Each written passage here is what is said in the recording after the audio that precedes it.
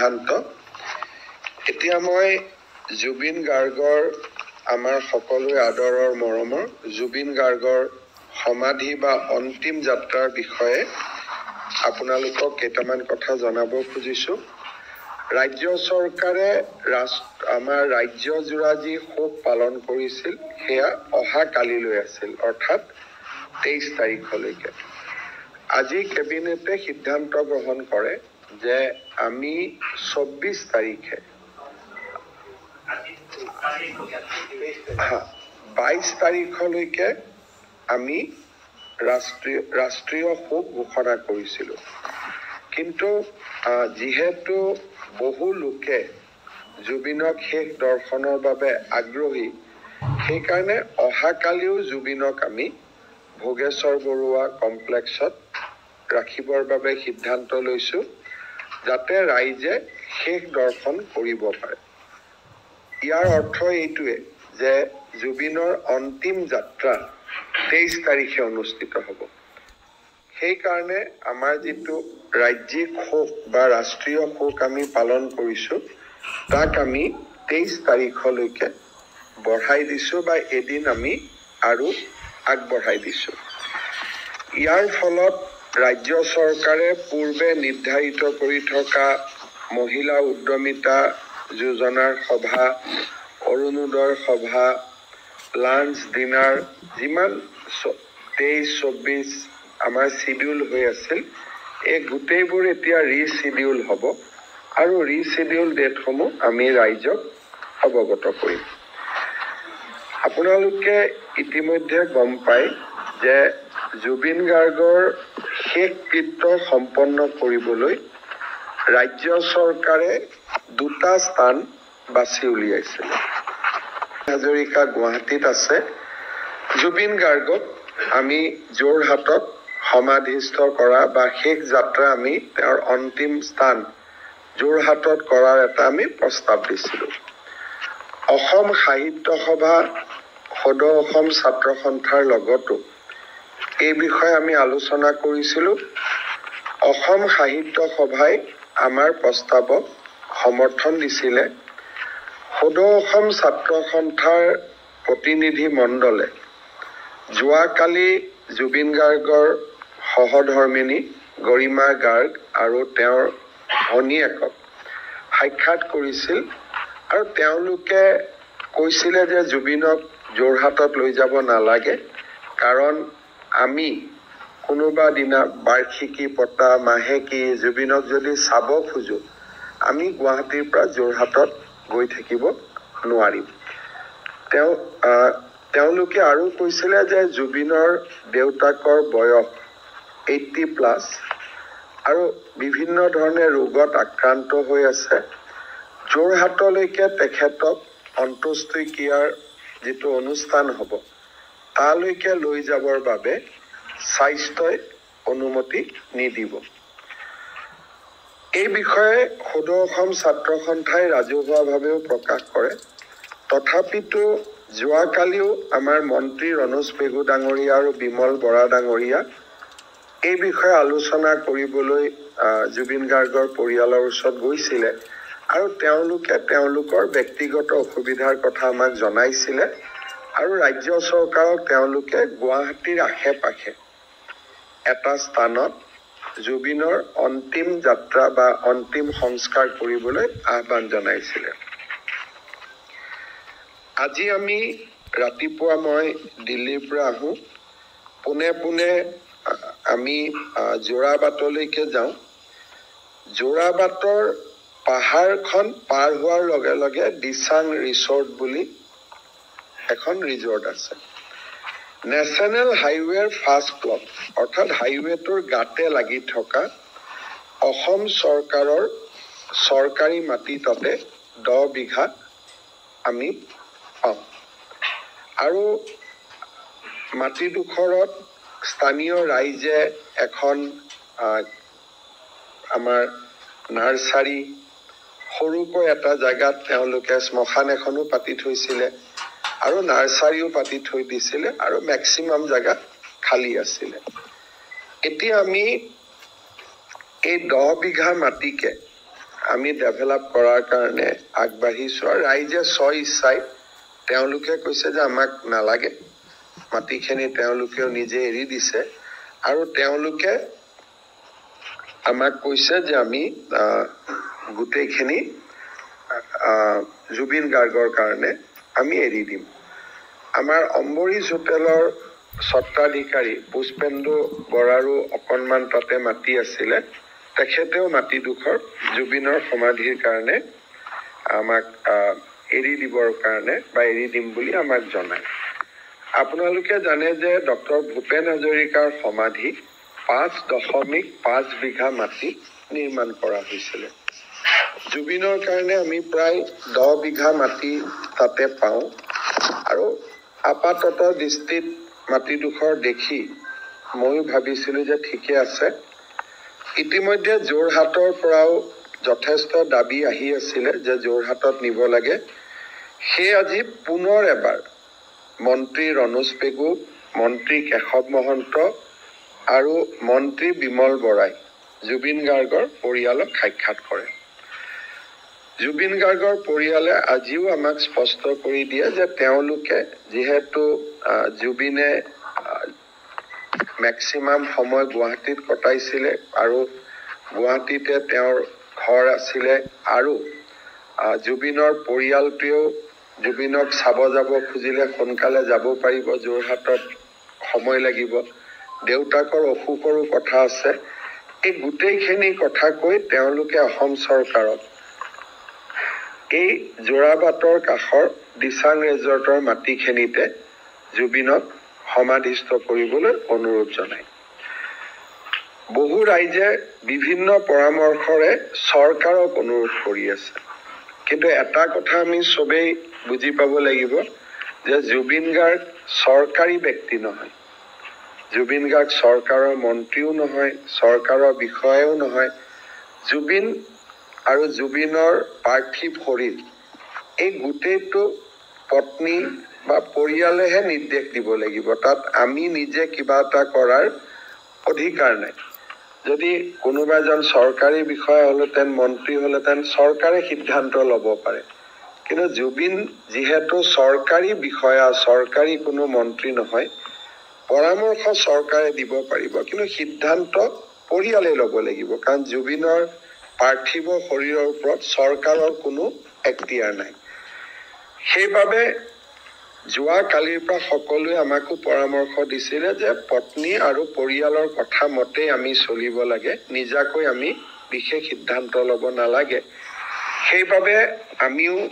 কেবিনেটত আজি সিদ্ধান্ত লৈছো যে আমি জুবিনৰ শেষ কৃত্য আমি যেটো কমাৰকুছি এমসি ভিলেজ বুলি কয় দিচাং ৰিজৰ্টৰ ওচৰত সোণাপুৰ বুলি ক'লে বহুত দূৰ বুজায় সোণাপুৰ যাব নালাগে এক্সেক্টলি খানাপাৰাৰ পৰা 7 বা 8 কিলোমিটাৰ তাতকৈ কমে হ'ব গতিকে সেই পজিশনটোত ৰাতি মই এতিয়া যামু তাতে আৰু আমি যোৱা আপোনালোকেও এতিয়া যাব পাৰিব যেটো অফিচিয়ালি জায়গাটো আমি ঠিক কৰিছো শেষকৃত্য আমি তেখেতৰ তাতে সম্পন্ন কৰিম আৰু জুবিনক সন্মান জনাই তাতে আমি এটা সমাধি ক্ষেত্ৰও আমি নিৰ্মাণ কৰিবৰ বাবে আজি কেবিনেটে সিদ্ধান্ত লৈছে যে তাতে জুবিনৰ য'ত শেষকৃত্য সম্পন্ন হ'ব তাতে আমি সমাধি ক্ষেত্ৰখনো নিৰ্মাণ কৰিম ৰাজ্য চৰকাৰে আৰু এটা প্ৰস্তাৱ হাতত লৈছে যে জুবিনৰ ভস্ম আমি যোৰহাটলৈ নিম আৰু সেই ভস্মৰ দ্বাৰা আমি যোৰহাটতো জুবিনৰ সমাধি ক্ষেত্ৰ এখন নিৰ্মাণ কৰিম গতিকে মই ভাবো যে ইয়ে যোৰহাটৰ ৰাইজৰ যি অনুভূতি সেই অনুভূতিক কিছু পৰিমাণে হলেও সন্মান জনোৱা হ'ব দুই এজন লোকে কৈছে যে যোৰহাটলৈ পাৰ্থিৱ শৰীৰটো এবাৰলৈকে হলেও নিব লাগে যদি আজি কোনোবাই জুবিনক চাইছে পেটটো ইতিমধ্যে জুবিনৰ ফুলি গৈছে আৰু মুখখনো ফুলি গৈছে আৰু যোৰহাটলৈকে আমি ডাইৰেক্ট নিব নোৱাৰো মৰিগাঁও নগাঁও জাগিৰোড এই যেটো যাত্ৰা এদিন বা দুদিনৰ যাত্ৰা হ'ব সেইটো কোনো পথে জুবিনৰ পাৰ্থিৱ শৰীৰে সহ্য কৰিব নোৱাৰে সেইবাবে যোৰহাটৰ ৰাইজৰ ওচৰত মই ক্ষমা বিচাৰিছোঁ। মনত আমাৰ ইচ্ছা থাকিলেও জুবিনৰ পাৰ্থিৱ শৰীৰটোৰ ফালে চাই তেনেকুৱা এটা দুৰন্ত সাহস কৰাৰ যিটো প্ৰস্তুতি তাক আমি কৰিব পৰা নাই। ৰাইজৰ আৱেগক আমি সন্মান জনাইছোঁ, কিন্তু জুবিন যিহেতু প্ৰাথমিক আৰু জুবিনক সন্মান সহকাৰে বিদায় দিয়াটো যিহেতু অসমৰ ৰাইজৰ এটা দায়িত্ব বা কৰ্তব্য, সেইবাবে মই যোৰহাটৰ ৰাইজৰ আৱেগক সন্মান জনোৱাৰ পিছতো তেওঁলোকৰ অনুৰোধ ৰক্ষা কৰিব নোৱাৰাৰ বাবে মই বিনম্ৰতাৰে সৈতে ক্ষমা খুজিছোঁ। জুবিনৰ পাৰ্থিৱ শৰীৰ অহা পৰহি অৰ্থাৎ 23 তাৰিখে ৰাতিপুৱা 8 বজাত আমি সৰু সজাইৰ পৰা লৈ যাম বা ভোগেশ্বৰ বৰুৱা কমপ্লেক্সৰ পৰা লৈ যাম। যিটো জাগাত আমি সমাধিস্থ কৰিম সেই তাত যিহেতু নেশ্যনেল হাইৱেৰ লগতে লাগি আছে, সেইকাৰণে পৰহি 2টা বজালৈকে আমি নেশ্যনেল হাইৱে ট্ৰাক গাড়ী একো চলিব নিদিওঁ, যাতে গুণমুগ্ধসকলে নেশ্যনেল হাইৱেটো তেওঁলোকে স্থান ল'ব পাৰে। 10 বিঘা বা 15 বিঘা বা 12 বিঘা মাটিত 5-6 হাজাৰতকৈ বেছি মানুহ নিশ্চিতভাৱে যাব নোৱাৰে। সেইকাৰণে মই জুবিনৰ শেষ যিটো যাত্ৰা, সেই শেষ যাত্ৰাত মই আশা কৰিম যাতে তাত যিহেতু ধৰ্মীয় কাম কাজ হ'ব, সেইকাৰণে আমি যিমানখিনি মানুহ নগ'লে নহয়, পৰিয়ালৰ মানুহ, বহুদিনে লগত লাগি থকা মিউজিচিয়ান, সাংবাদিক, আমাৰ ৰাজ্যপালকে ধৰি যিখিনি মানুহ নগ'লে নহ'ব, যিহেতু এইটো ষ্টেট ফিউনাৰেল, গতিকে ষ্টেট ফিউনাৰেলৰ লগত জড়িত ৰাইজে গ'লে ভাল হ'ব। আৰু বাকীখিনি সমাধিস্থল যিহেতু মুকলি থাকিব, সকলোৱে যিমান দিনলৈ বিচাৰে সমাধিস্থলীত গৈ অনুষ্ঠানৰ পিছতো শ্ৰদ্ধা জনাব পাৰিব। আজি আমাৰ ভোগেশ্বৰ বৰুৱা কমপ্লেক্সত মই পৰহি দিনাখনে কঠোৰ নিৰ্দেশ দিয়াৰ পিছতো পিছফালৰ গেট এখনেদি কিছু মন্ত্ৰী বিধায়ক মই তাতে যোৱা দেখা পাইছোঁ। আৰু মই ভাবোঁ যে জুবিনৰ য'ত জুবিনে বিশ্ৰাম লৈছে তাত এটা VIP কালচাৰ সৃষ্টি কৰিব নালাগে। মই নিজেও যোৱা নাই, কাৰণ জুবিনক শেষকৃত্য জনোৱাৰ অধিকাৰ তেওঁৰ গুণমুগ্ধসকলৰ আছে। আৰু আমি দূৰৰ পৰাই জুবিনৰ বাবে প্ৰাৰ্থনা কৰিম, কিন্তু যিসকলে জুবিনক চাবৰ কাৰণে লখিমপুৰ, ডিব্ৰুগড়ৰ পৰা কষ্ট কৰি আহিছে, কোনোবাই নিজৰ জমা থকা টকাকেইটা উলিয়াই আহিছে, কোনোবাই কিবা এটা বিক্ৰী কৰি আহিছে, তেওঁলোকে জুবিনক চোৱাৰ অধিকাৰটো প্ৰথমতে পাব লাগে। সেইকাৰণে মই অলপ আগতে মুখ্য সচিবক নিৰ্দেশ দিছোঁ যে কোনোবা যদি মন্ত্ৰী বিধায়ক তাতে যায়, দীঘলীয়া শাৰী পাতি যাব লাগিব। কোনো পিছফালেদি শ্বৰ্টকাট কৰি যোৱাৰ যিটো ব্যৱস্থা, সেই ব্যৱস্থাটো অহাকালি মই নামানিম। আৰু মই মুখ্য সচিবক কঠোৰভাৱে কৈছোঁ যে যোনেই নহওক কিয়, সকলোৱে যদি মন্ত্ৰী বিধায়কো জুবিনক চাব খোজে, তেওঁলোকে লাইনত থিয় হ'ব, আৰু লাইনে যিমান দূৰলৈকে লৈ যাব সিমান দূৰলৈকে লৈ যাব। আৰু এনেকুৱা কোনো কথা নাই যে যাবও লাগিব। সকলোৱে জুবিনক নিজ নিজ স্থানতে আমি সমস্যাৰ সৃষ্টি কৰিব নালাগে, এই দিশটোৰ প্ৰতিও আমি গুৰুত্ব দিছোঁ। আপোনালোকে জানে যে ছিংগাপুৰত জুবিন গাৰ্গৰ এটা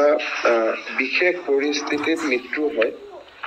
আমাক ছিংগাপুৰ হাই কমিশ্যনে জুবিন গাৰ্গৰ ডেথ চাৰ্টিফিকেটখন পঠাই দিছে, আৰু ডেথৰ কাৰণ তেওঁলোকে ড্ৰাউনিং বুলি কৈছে। But this is not post-mortem report. Post-mortem report is different and death certificate is different. Death certificate জুবিনৰ পৰলোকপ্ৰাপ্তিৰ কাৰণ ড্ৰাউনিং বুলি কৈছে, আৰু সেইকাৰণে যাতে সম্পূৰ্ণ জুবিনৰ গোটেই ব্যৱস্থাটোত সম্পূৰ্ণ পাৰদৰ্শিতা আৰু ট্ৰেন্সপাৰেঞ্চি থাকে, সেইবাবে হাই কমিশ্যনে দিয়া ডেথ চাৰ্টিফিকেট, তাৰপিছত ছিংগাপুৰ গভৰ্ণমেণ্টে দিয়া ডেথ চাৰ্টিফিকেট গোটেইখিনি মই আপোনালোকৰ বাবে আগবঢ়াই দিছোঁ। আপোনালোকে এইখিনি নিজস্ব সংবাদ মাধ্যমত আপোনালোকে ৰাখিব পাৰিব বা ফাৰ্ডাৰ ৰেকৰ্ডৰ কাৰণে ৰাখিব পাৰিব, আৰু আমি কাগজখিনি CID-কো পঠাই দিম। মুখ্য সচিবে আমাৰ ছিংগাপুৰৰ এম্বেচেডৰ লগত যোগাযোগ কৰি আছে যে আমি কিমান সোনকালে পোষ্টমৰ্টেম ৰিপৰ্টখন আমি আনিব পাৰোঁ, কাৰণ যিকোনো কথাত আগবাঢ়িবৰ কাৰণে PM report is very very important.